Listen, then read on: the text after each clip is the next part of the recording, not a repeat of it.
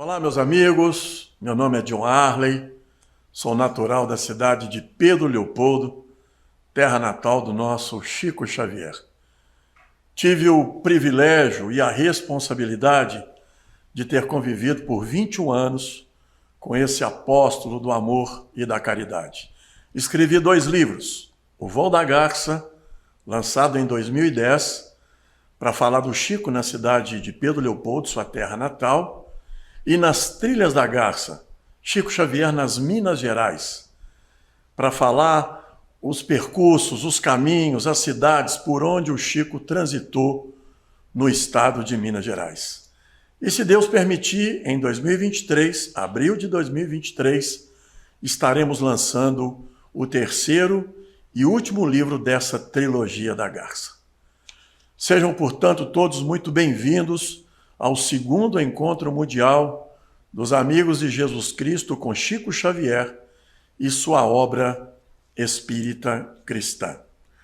Quero aqui destacar mais uma vez, em nome dos organizadores desses encontros, mundial e nacional, que nós não temos nenhuma intenção de mitificar, divinizar a figura humana de Chico Xavier. Pelo contrário, nosso objetivo é estimular o estudo, a leitura, a releitura, o reestudo das obras psicografadas por Chico Xavier, por entendermos que estas mesmas obras representam o desdobramento das obras da codificação. Sem dúvida nenhuma, Jesus, nosso guia e modelo, Kardec, o nosso codificador, e Chico Xavier, o nosso exemplificador. Bom, o tema proposto para o dia de hoje é Pensamentos de Luz com Chico Xavier. Vamos fazer algumas reflexões em torno de alguns pensamentos registrados por amigos, por familiares, mas sobretudo por biógrafos, que vale a pena trazermos novamente para as nossas reflexões do dia de hoje. Vamos lá? O Cristo, frase e palavras de Chico Xavier. O Cristo não pediu muita coisa, não exigiu que as pessoas escalassem o Everest ou fizessem grandes sacrifícios. Ele só pediu que nos amássemos uns aos outros. Bom, pesquisando a vida e a obra do Chico desde 2008, convivendo com ele desde 1981, e convivi até a sua desencarnação em 2002, as pessoas têm me perguntado, John, qual teria sido o maior legado deixado por Chico Xavier? Eu, particularmente, não tenho dúvida em responder. Ele exerceu a máxima do Evangelho, do amai-vos uns aos outros como Jesus nos amou. Em seus 92 anos de idade, dentre estes, 75 anos dedicados integralmente à mediunidade com Jesus. Portanto, esse foi o maior legado deixado pelo Chico em seus 92 anos de idade. Amar o outro como ele é e não como nós gostaríamos que ele fosse. O Chico, com toda a autoridade moral, ele não agia como moralista. Ele percebia o tempo de cada um, sem nenhum tipo de exigência. Amar o outro independente da sua orientação política, da sua orientação sexual, da sua orientação religiosa. Tem uma psicanalista americana chamada Beth Miller, e ela traz uma reflexão muito bacana para nos ajudar nessa reflexão. Ela diz assim: a condição para amar é amar-se. Quem se ama não corre o risco de ser maltratado por ninguém. A condição para amar é amar-se. Quem se ama não corre o risco de ser maltratado por ninguém. O evangelista Mateus, no capítulo 22, versículos 34 a 40, sintetiza praticamente toda a lei e os profetas. Amar a Deus acima de todas as coisas e amar o próximo como a si mesmo. Olha que relação curiosa com o pensamento trazido por esta psicanalista. Para amar a Deus é preciso amar o outro. Para amar o outro é preciso nos amarmos. Tem uma frase que todos nós conhecemos. O desafio é colocar essa frase em prática. A condição, veja bem, ninguém poderá nos fazer feliz ou infeliz com ou sem o nosso consentimento. E é curioso, quando a gente vai escutar alguém, normalmente é sempre o outro a razão da infelicidade. É porque nós depositamos a felicidade no outro. Vivemos em função da expectativa que o outro tem sobre nós. E aí nos deformamos. Esquecemos de nós mesmos. Por isso, a relação amar a si mesmo, amar o próximo e amar a Deus. Portanto, não exigiu muita coisa. Façamos aí o esforço que cada um tem que fazer, exatamente para entender essa dimensão de amor muito mais amplo do que a maioria procura e tem procurado viver. Um segundo pensamento de Chico, que eu vou trazer para a nossa reflexão, é uma contribuição de Emmanuel. Emmanuel costuma dizer que quando aceitamos o incenso do mundo, vamos perdendo o contato com a vontade de Deus. Pois é, eu digo a vocês que eu não saberia dizer como Chico conseguiu se manter focado na sua tarefa com tanta bajulação que ele foi submetido. Bajulação de espíritas e não espíritas. Eu tenho dito, nasceu simples, viveu simples e morreu simples. Simples assim. E com toda a bajulação no entorno, de espíritas e não espíritas, ele deu conta, ele sempre usava algumas metáforas. Eu sou uma grama, eu sou um capim, eu sou um verme, eu sou um cisco, para se defender de tantas bajulações, para não se encantar com o canto da sereia, como muitos de nós nos encantamos. Emmanuel tem uma frase que diz assim: começar é fácil, continuar é difícil, e chegar ao fim é crucificar-se. Eu tenho dito que o Chico, ele fez além do que havia sido programado. No dizer de André Luiz, nós podemos considerar o Chico como um completista, aquela pessoa que ao renascer faz além do que havia sido programado. Eram 30 livros iniciais, posteriormente 60 livros, posteriormente 100 livros, até que chegou uma determinação do plano superior, dizendo que a partir daquele momento, a sua vida estaria desapropriada para o uso do plano superior. Então esse foi o grande desafio, né? Ele exemplificou, né? Se a palavra convence, o exemplo arrasta. E ele, em seus 92 anos de idade, ele não perdeu essa conexão. De fato, era uma criatura simples. Eu vou fazer uma comparação aqui, mas vocês vão me entender que eu não tenho nenhuma intenção de divinizá-lo. Quem já leu a obra Paulo Estevão, o best-seller Paulo Estevão, estar ao lado do Chico naqueles tempos, naqueles bons tempos, é como se nós estivéssemos ao lado daqueles cristãos do cristianismo primitivo. Ele trazia suavidade, leveza, e falava do Evangelho, e exemplificava o Evangelho de uma maneira que nos convencia a todos. E continua nos convencendo, porque passados já 20 anos, 2022, da sua desencarnação, em 2002, ele continua vivo, né, na memória, não só daqueles que conviveram, mas daqueles que entenderam que o Chico, ele é um cidadão do mundo. Ele foi um fiel servidor do Cristo. Um terceiro pensamento, e até para nos ajudar, né? Porque a gente também lamenta muito e promete muito. Se eu fosse esperar melhores condições espirituais para servir, até o presente momento, eu não teria começado. Veja bem, eu costumo dizer que os momentos mais difíceis, do ponto de vista pessoal, na vida de Chico Xavier, foram os momentos mais produtivos.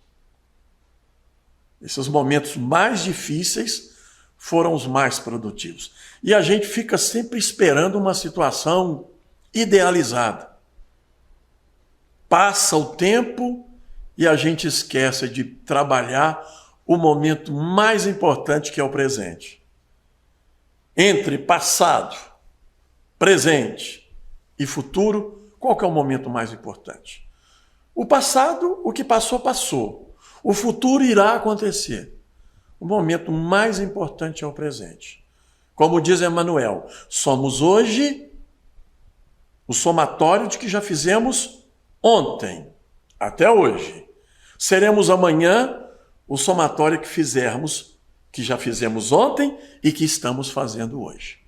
Portanto, é o momento mais importante para o nosso crescimento. O instrutor Alexandre, quem já leu o livro Missionários da Luz, da Lavra Mediúnica de Chico Xavier, ele tem uma frase que vai nos ajudar nessa reflexão. Normalmente, nós somos um oceano de palavras e algumas gotas de ação. Prometemos muito e realizamos pouco. O momento de começar é agora. Portanto, esse é o nosso desafio. E condições ideais, como diz o Chico, olha, isso é um pensamento idealizado, mas não é um pensamento real. Talvez a gente não encontre esse momento.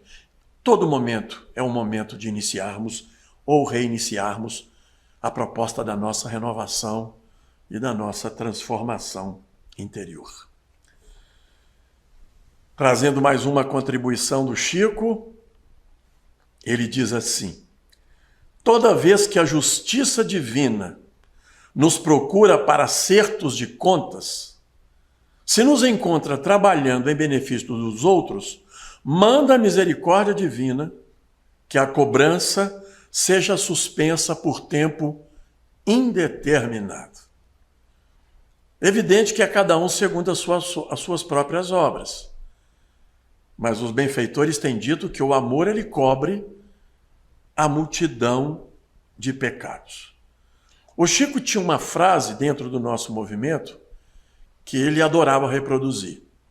E viveu, né? Sem dúvida nenhuma. O fora da caridade não há salvação.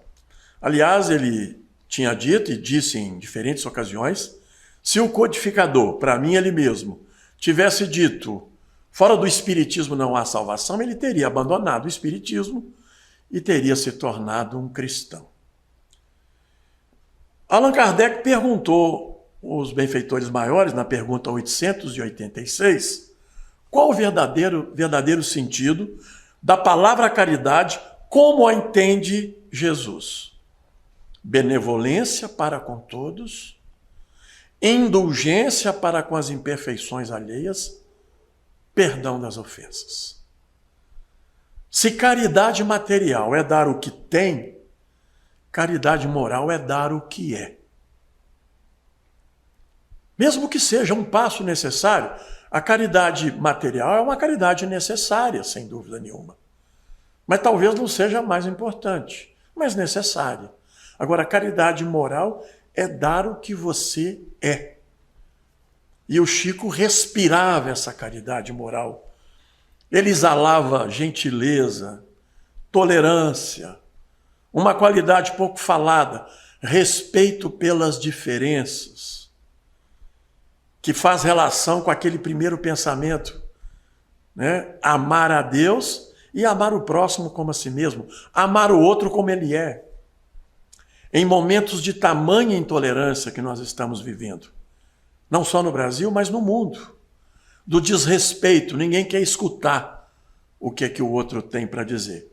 Não que sejamos obrigados a concordar da forma como o outro pensa, fala ou age, mas escutar o que o outro tem para nos dizer, né? Na sabedoria divina, imagina se nós tivéssemos 2 bocas e um ouvido. Somos 2 ouvidos e uma boca, exatamente para que nós possamos escutar o que o outro tem para nos dizer. O Chico exerceu a difícil arte de escutar para que muitos pudessem falar e escrever por seu intermédio. Sem dúvida nenhuma, ele deixou esse testemunho. Outro pensamento do benfeitor e dessa estreita relação, né, de Emmanuel com Chico Xavier. Emmanuel, em minha vida, sempre foi sinônimo de trabalho. Ele nunca esteve à minha disposição para me escutar as queixas.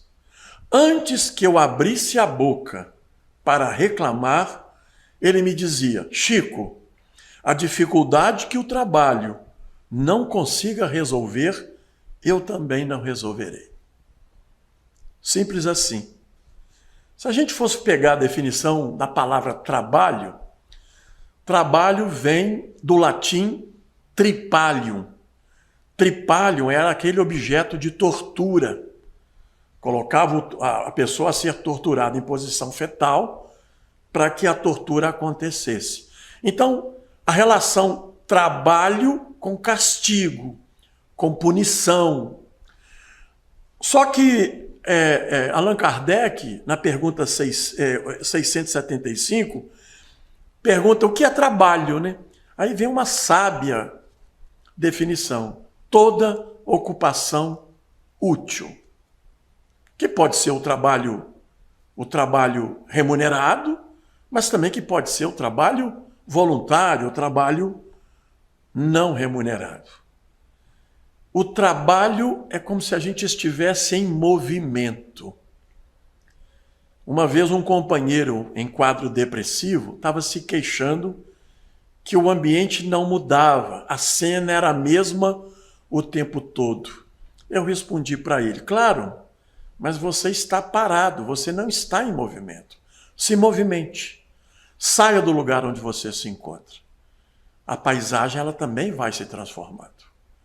Sair de nós mesmos e começarmos a perceber dores iguais às nossas, menores do que as nossas e dores muito piores do que as nossas. Às vezes a gente até retorna para o nosso lar convencido de que a nossa dor praticamente é quase nada a comparado a dores que circulam ao nosso lado, nas casas religiosas, em qualquer lugar. Portanto, se movimente, saia do lugar. O que o trabalho, a dificuldade que o trabalho não consiga resolver, eu também não resolverei, respondeu Emmanuel a Chico Xavier. Pensamentos de luz, né? Esse homem foi um sábio, né? Utilizou as 2 asas, a asa do conhecimento e a asa do sentimento. Por isso que se transformou num homem sábio. E essa é uma frase, além da frase, vocês estão vendo aí uma cena, um quarto onde o Chico dormiu por muitos anos, na cidade de Uberaba. Esta foto já retrata como foi a vida desse ser humano, né? Simples, né? De tão simples, ele demonstrou isso em toda a sua vida. E ele dizia, em algumas versões, o homem mais rico, mas eu vou utilizar a versão o homem mais feliz. O homem mais feliz é aquele que tem menos necessidades. Em geral, sofremos pelo desnecessário. E se chegar alguém dizendo para nós que nós estamos carregando um peso desnecessário, nós ainda vamos ficar chateados com esse companheiro ou companheira. O que no Evangelho segundo o Espiritismo, no capítulo 5, item 23, os Espíritos chamaram de tormentos voluntários. Tem gente que gosta de sofrer. E não estava na pauta este tipo de sofrimento. Mas a criatura fica numa espécie de autopunição, autoflagelação. O homem mais feliz é aquele que tem menos necessidades. Muitas vezes procuramos uma instituição religiosa, uma casa espírita, para tentar resolver um problema que, no fundo, a gente não deseja a solução. Olha que contraditório. John, você está dizendo que a gente procura uma instituição para resolver um problema que está nos incomodando, mas, no fundo, a gente não quer solução? É exatamente isso.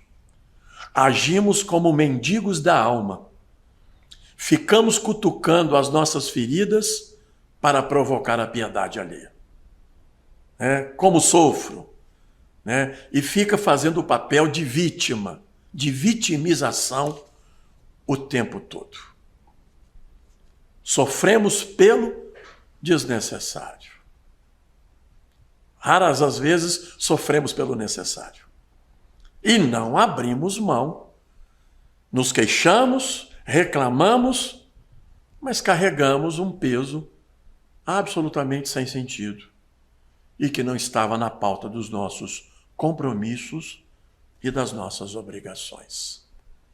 Esta é uma frase que eu confesso eu tenho procurado vivenciar com todos os meus erros e acertos, avanços e recuos, É o desafio.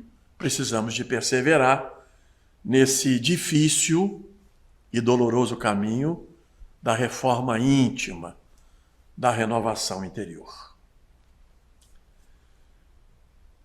Palavras do Chico: de mim, digo que o aspecto religioso da doutrina foi o de que sempre mais necessitei.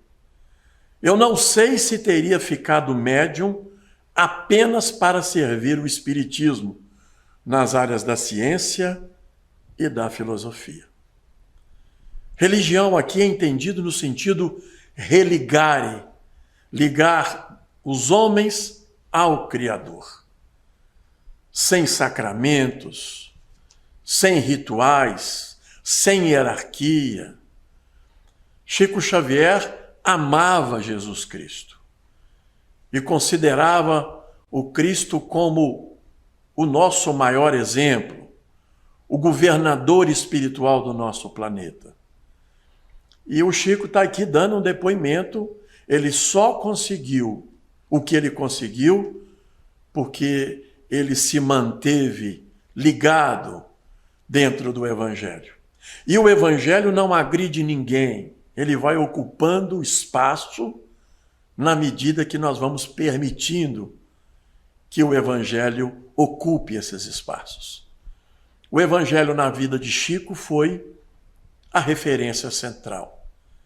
O Chico foi reconhecido como mineiro do século em 2000 e o maior brasileiro de todos os tempos em 2012, não pelo fato dele ter sido médium, mas pelo fato dele ter sido um homem bom, um grande homem.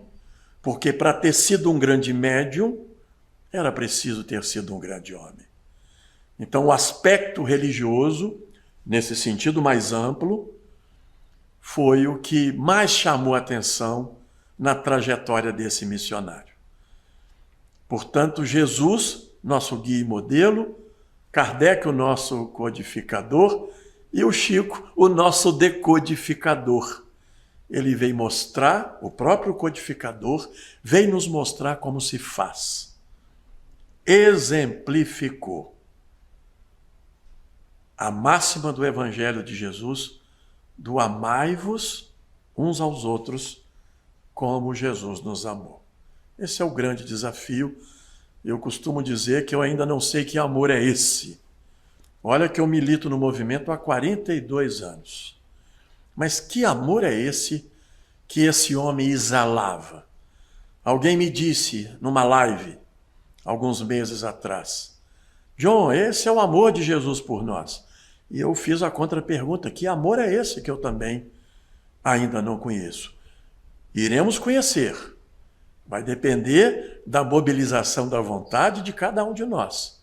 Mas eu não tenho dúvidas, o Chico, ele respirava esse amor espontaneamente, amorosamente, naturalmente.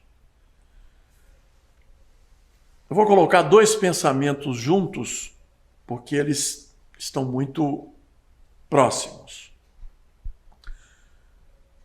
E está falando diretamente para nós do movimento espírita. Não entendo unificação sem união. A unificação espírita no Brasil tem esbarrado no personalismo daqueles que se dispõem a promovê-la. Não estou fazendo crítica a ninguém, mas quem ocupar um cargo de liderança deve ser o primeiro a preocupar-se, ele mesmo, com a exemplificação do Evangelho. E vou ler o segundo, para contribuir com a nossa reflexão. Palavras de Chico Xavier. Muitos espíritos têm reencarnado em nosso meio apenas com o propósito de fazer confusão. Eu não sei como é que conseguem galgar altos postos na doutrina. Embora sejam dirigentes de centros, entravam o avanço do movimento. Em minha vida de médium, tenho me deparado com muitos companheiros assim. A gente nunca sabe com que intenção eles se aproximam. Emmanuel me ensinou a identificá-los pelo brilho do olhar. Muitos deles, a vida inteira, estiveram à minha volta, espreitando os meus menores movimentos. Vou voltar aqui no anterior. Não entendo unificação sem união. E todo mundo conhece aquela frase do nosso saudoso Dr. Bezerra de Menezes. O serviço de unificação em nossas fileiras é urgente, mas não apressado. Uma afirmativa parece destruir a outra, mas não é assim. É urgente porque define o objetivo a que devemos todos visar, mas não apressado, porquanto não nos compete violentar consciência alguma. Essa mensagem, ela foi psicografada pelo Chico, parte dela, né, que eu estou lendo aqui, na Comunhão Espírita Cristã, em 1963.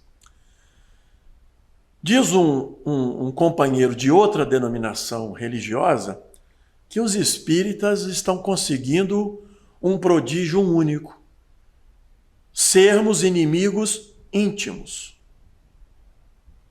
E o Chico dizia que os maiores problemas que ele enfrentou não foram em relação a outros companheiros de diferentes denominações religiosas, foi dentro do próprio movimento espírita. Nós temos que ficar muito atento. Eu vou pegar uma fala de Leon Denis. O movimento espírita será o que os espíritas fizerem dele. E o que é que nós estamos fazendo com tanto conhecimento, com tanta informação? Lembrando aquele pensamento de Jesus, que muito será exigido a quem muito foi dado. Fiquemos atentos, sobretudo aquelas criaturas que se encontram temporariamente na função de alguma liderança. Se a palavra convence, o exemplo arrasta. Por isso, tanta falta, né, o Chico tem feito ao nosso movimento. E com todo respeito, já que a nossa doutrina é progressiva, aos trabalhadores anteriores ao Chico, contemporâneos do Chico e aqueles que virão contribuir com o nosso movimento. Mas eu compartilho da opinião de alguns biógrafos, quando a gente fala do espiritismo mundial, sem dúvida nenhuma, antes de Chico Xavier e depois de Chico Xavier, tamanho, o tamanho da exemplificação das obras deixadas aqui para o nosso movimento. Sem dúvida nenhuma, quanta saudade, gratidão, né? Gratidão. Talvez seja a palavra para agradecer por tantos testemunhos que ele aqui deixou. E olha que eu estou falando de um ser humano, de carne e osso, mas que deu tanto sentido à sua humanidade que parecia alguém não humano. Então vamos lá, vamos colaborar. Eu particularmente, só aqui mais um detalhe, o nosso movimento federativo, a estrutura é muito bem feita, muito bem pensada. O problema somos nós. O problema somos nós, seres humanos. O tal do encantamento, né? Das bajulações, de tratamentos diferenciados, coisa que eu nunca observei em Chico Xavier. Ele trataria um presidente da República e um funcionário de limpeza da mesma maneira. E será que temos agido assim? O movimento espírita será o que os espíritas fizerem dele. Fica aí para a nossa reflexão. Essa é interessantíssimo para nós espíritas. Muitos companheiros, excessivamente preocupados com os outros, andam distraídos de si mesmos. Tenho visto vários espíritas desencarnados lamentando a sua situação no além. É o famoso santo do pau oco. A expressão santo do pau oco é uma expressão utilizada nas Minas Gerais, na época do Brasil colônia, Portugal metrópole, para contrabandear pedras preciosas, ouro, documentos. Construía-se santos em madeira de fundo falso. Por isso a expressão santo do pau oco. Parece, mas não é. E para essa reflexão, eu aconselho todos aqueles que estão aqui me vendo e ouvindo, sobretudo os espíritas, a ler ou reler, né, quem já leu, o livro Voltei. O livro Voltei, do Fred Figner, do irmão Jacó. Porque tinha-se uma expectativa e quando ele desencarnou, e olha que foi um homem trabalhador, dedicado, mas esperava uma coisa e encontrou outra. Pesquisando os reformadores de 30 a 59, do nosso primeiro trabalho, nos deparamos com o reformador, se não me falha a memória, de 1947 ou 48, falando da desencarnação do Fred Figner. E olha como foi anunciado. Desencarnou o maior e o mais perfeito espírita do Brasil. E quando o Chico psicografa o livro Voltei e remete à Federação Espírita Brasileira, passou-se quase 1, 2 ou 3 anos para que eles admitissem o livro, porque acharam estranho o maior e o mais perfeito espírito do Brasil passando pelas dificuldades que ele passou. Na verdade, o livro Voltei, e o irmão Jacó foi extremamente corajoso, fez parte ali de um processo terapêutico para o próprio irmão Jacó. Porque esperava uma coisa e encontrou outra. Tenho visto, palavras de Chico Xavier, vários espíritas desencarnados lamentando a sua situação no além, lamentando o tempo perdido, esquecendo de se preocupar com aquilo que de fato fosse essencial. Mediunidade é assim, palavras do Chico, aprimoramento constante, luta sem tréguas, contra o personalismo, exercício de humildade, estudo e devotamento ao próximo. Infelizmente, muitos médiuns acham que mediunidade é só contato com os espíritos. Eu vou pegar aqui o prefácio do livro Nos Domínios da Mediunidade. Palavras de Emmanuel. Sem noção de responsabilidade, sem devoção à prática do bem, sem amor ao estudo e sem esforço perseverante no burilamento moral, é impraticável a peregrinação libertadora para os cimos da vida.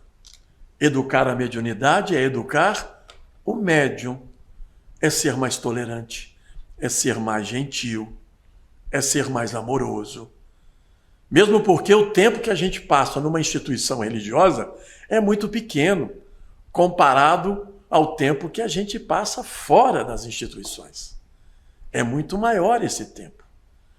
Então, educar a mediunidade é educar o médium, como o Chico fez em seus 75 anos dedicados à mediunidade com Jesus.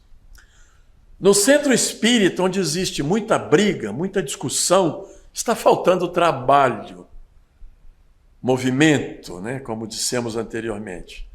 Quem verdadeiramente trabalha na doutrina não tem tempo para dedicar-se ao conflito com quem quer que seja. Pois é.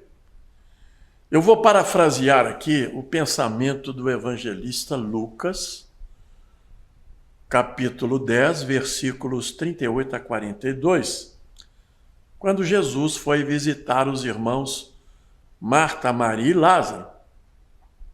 E no diálogo que Marta estabeleceu com Jesus, quando ele já se encontrava na sua casa, Jesus respondeu assim para Marta: Marta, Marta, andas inquietas com muitas coisas, porém uma só é necessária.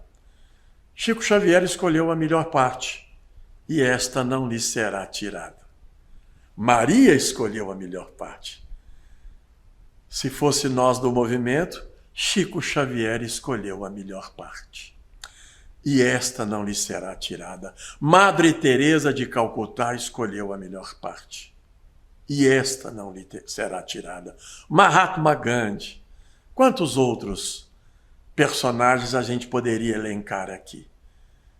Precisamos nos preocupar com aquilo que seja essencial. Nos preocupando com coisas absolutamente desnecessárias. Absolutamente desnecessárias. Perguntar a Emmanuel como que seria a minha realidade espiritual na vida depois da morte. Emmanuel responde assim, olha a sabedoria de Emmanuel. Observa o teu comportamento nos momentos de lazer. Ele não disse, observa o teu comportamento na casa religiosa, na casa espírita. Observa o teu comportamento no trabalho. Isso aí tudo pode ser um faz de conta. Observa o teu comportamento nos momentos de lazer, porque nesses momentos somos o que somos. Chico, você se arrepende de alguma coisa? Perguntou a ele quem eu já não me lembro mais. Parando a caneta sobre os livros que autografava na madrugada, olhou-nos e respondeu: ah, sim, arrependo-me de não ter amado mais, porque é só amor o que a gente deixa sobre este mundo. Ora, eu fico até preocupado, porque se esse homem não o amou suficiente, imaginemos nós.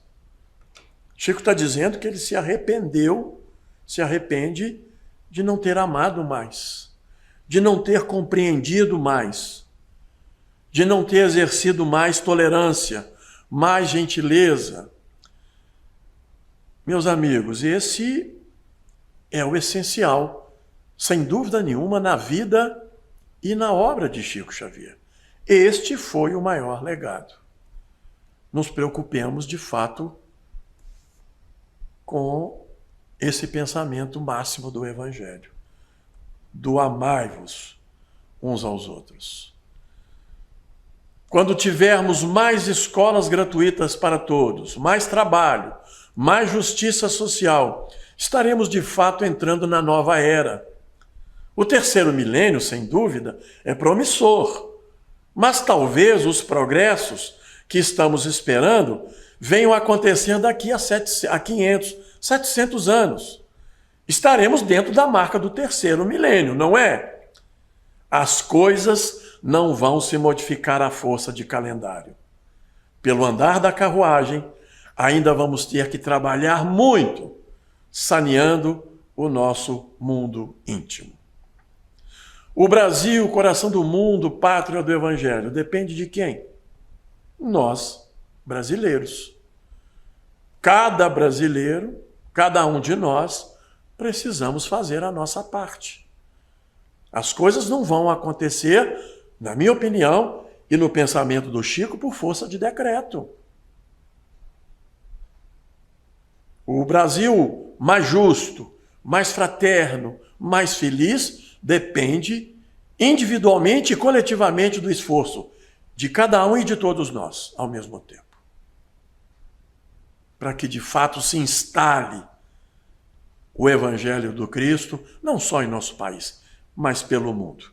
Mas pelo andar da carruagem, está dizendo aqui o nosso Chico, talvez venha acontecer um pouco mais adiante. Pode acontecer antes? Pode. Precisamos de fazer, cada um de nós, a nossa parte. Palavras e pensamento de Chico Xavier. A melhoria do mundo começa em cada um de nós. A melhoria do mundo começa em cada um de nós. Precisamos fazer a parte que nos compete.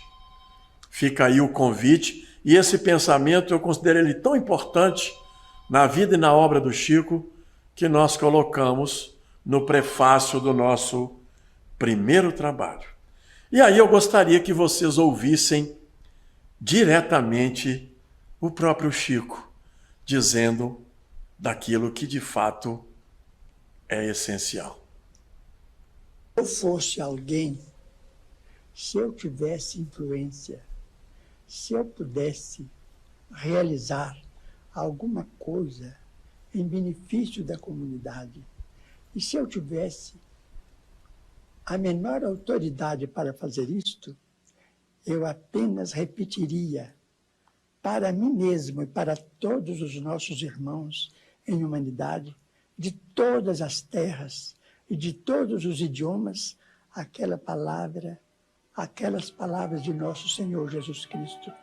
Amai-vos uns aos outros como eu vos amei. Porque amor com esquecimento de si mesmo. Porque amor nada pedindo para si. O amai-vos uns aos outros foi superado pelo amai-vos uns aos outros como eu vos amei. Amar alguém ou alguma causa sem pedir nada, sem esperar o pagamento nem mesmo da compreensão da inteligência do próximo, então é trabalhar por uma humanidade mais feliz, por um mundo melhor, pela extinção das guerras e pelo incentivo do progresso em bases morais. Pois é, amigos, tá aí. Tão simples e ao mesmo tempo tão complexo, né? E este homem aí exemplificou. Para finalizar, eu quero pedir a permissão para ler uma poesia do cordelista nordestino, brasileiro, chamado Braulio Bessa. E por que eu vou ler esse cordel, essa poesia? Porque ele retrata valores que sempre estiveram presentes na vida e na obra desse apóstolo do amor e da caridade. Braulio Bessa.